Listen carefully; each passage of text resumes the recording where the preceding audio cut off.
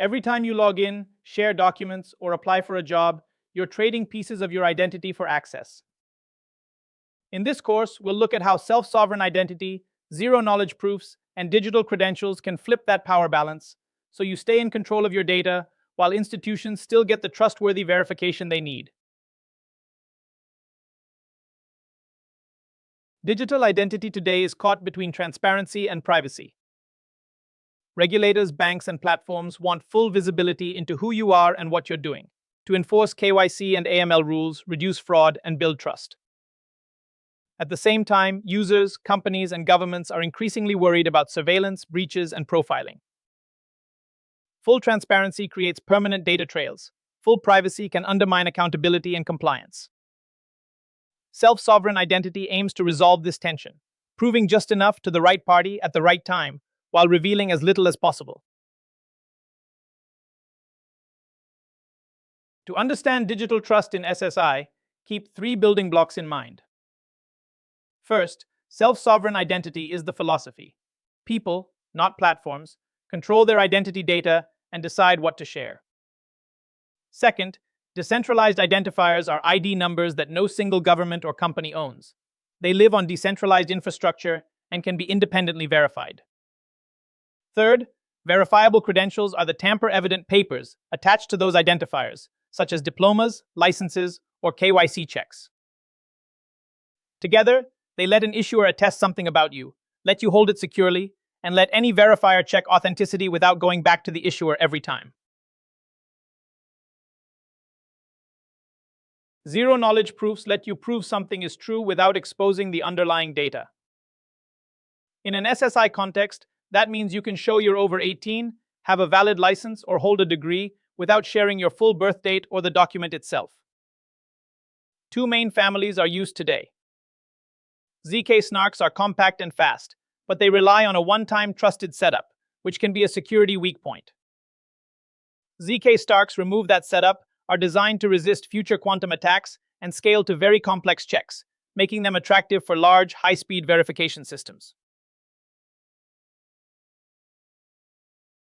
Traditional eKYC creates honeypots of personal data, giant databases that attract hackers, misuse, and regulatory scrutiny. Self-sovereign identity replaces this with proofs instead of raw documents. Through selective disclosure, your wallet reveals only what's necessary, over 18, resident, or accredited, without exposing everything else.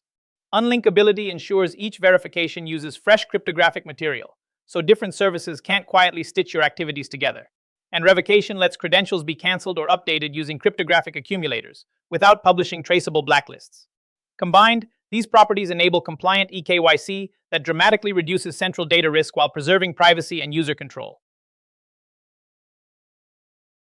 Bhutan offers a powerful, real-world example of self-sovereign identity at national scale. The country is building a national digital identity system on Ethereum, where citizens hold cryptographic credentials in their own wallets instead of in a centralized government database.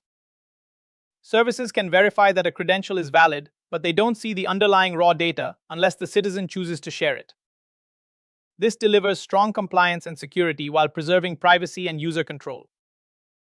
With a full migration targeted by early 2026, Bhutan shows how quickly a nation can move toward truly citizen-controlled digital identity.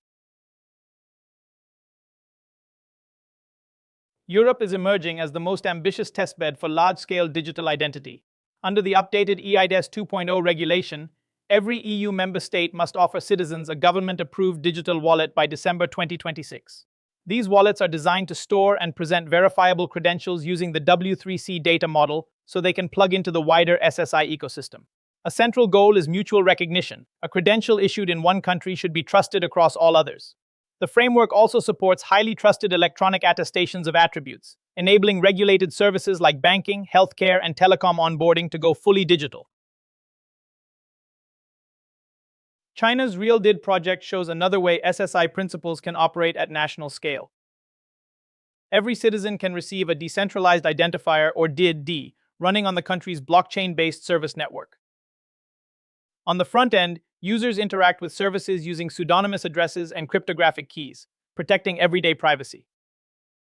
On the back end, those DIDs can be linked to state-verified, real-name records when regulation requires it. for example in banking or telecom. This hybrid model balances control and compliance.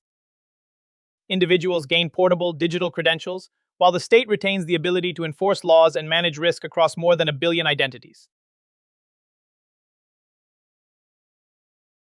India's Aadhaar system illustrates how a national ID can gradually converge with Web3 principles. Today, Aadhaar data and documents sit in centralized services like DigiLocker, tightly linked to biometrics. The emerging model is to tokenize those attributes and move them into portable blockchain-based wallets that people control. Instead of sharing raw identity data, users prove facts through hashes or verifiable credentials. A lender, for instance, can confirm your Aadhaar-linked credit profile for a tiny loan without ever seeing your underlying documents. This cuts data leakage while keeping compliance and financial inclusion intact. Border control is one of the most regulated experiences we all know, and SSI is already reshaping it. Normally at immigration, your passport and visa are inspected, your identity is verified, and a decision is made at the counter. With SSI-based systems, much of that can happen before you even travel. Verified credentials about your identity, visa, or health status can be shared digitally, and only the yes or no outcome is exposed using zero-knowledge proofs. At the airport, a quick biometric check simply links you to those credentials, making the journey faster, more private, and almost entirely touchless. Learning and employment records become powerful when skills are extracted, verified, and compared in a consistent way. I can read messy inputs like PDFs, transcripts, or syllabi and map them into structured skill codes, such as ONET categories. That translation happens inside a trusted execution environment, so raw documents stay confidential while only skill claims are exposed. The result is a skill vector for each person, a numerical snapshot of what they can actually do. Employers can then match people to roles by these attested skills, significantly reducing bias from names, gender, or education pedigree. Under-collateralized lending is one of the most important DeFi 2.0 use cases for SSI and zero-knowledge proofs. Traditional DeFi requires borrowers to lock in more value than they borrow, mainly because wallets are anonymous. With decentralized credit scoring, a user can pull together off-chain financial data from banks or exchanges, then receive a verifiable credential that encodes their creditworthiness. A zero-knowledge proof lets them show, for example, that their score is above 700 without exposing any raw statements. Lenders see only eligibility, not private history, enabling safer, data-minimized loans with far lower collateral requirements. To harden a self-sovereign identity wallet, software security alone is not enough. We also need protection anchored in hardware. That is where secure elements and SAM, or secured applications for mobile, come in. Think of SAM as a sovereign security zone carved directly into the silicon chip. Sensitive keys and cryptographic operations live there, isolated from the main operating system and apps. Because this secure partition is independent of any phone maker or mobile operator, the same trust model travels with the user across devices and networks. Formal certifications such as Common Criteria EAL4+, validate that this hardware layer resists sophisticated real-world attacks. The next decade of digital identity isn't just about better privacy, it's about explosive growth.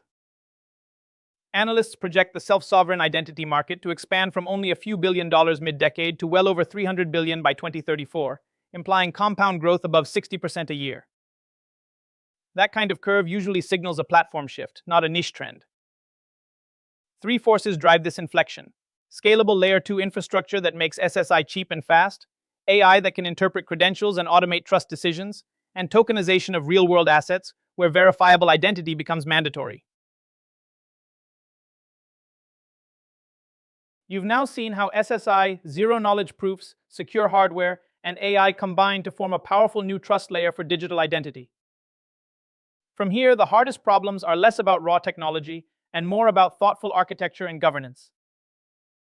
As you design solutions, keep three questions in mind: who controls the data, who can verify it, and how easily can it interoperate with others?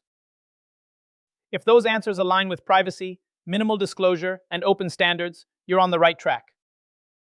Use these principles as a checklist when you evaluate vendors, pilots, or your own prototypes.